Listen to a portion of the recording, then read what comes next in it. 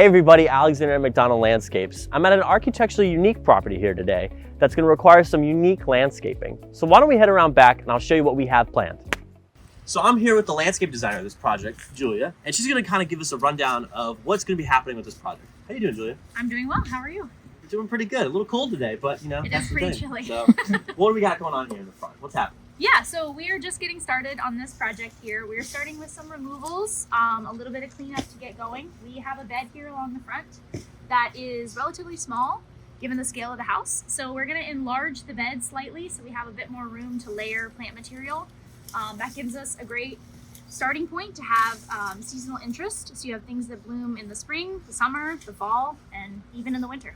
Excellent. All right, let's head around back. Okay. All right, Julia, what do we got going on back here? Yeah, so back here we're kind of trying to create some relaxation beds. Okay. So these beds are in prime view of the living spaces inside the house.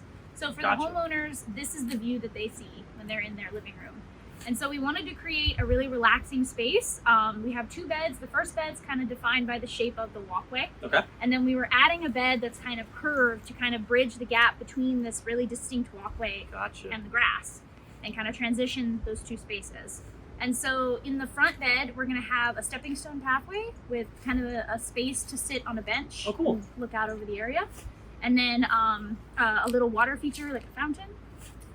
And then in this area on this side, it's just going to be kind of accompanying landscaping that sort of feels the same as that, but on a smaller scale for the smaller beds. Gotcha. So kind of when they look outside, they'll be able to see all this almost like a nice oasis. Kind of like this paradise when they look out back. Yeah, that's what we're hoping for.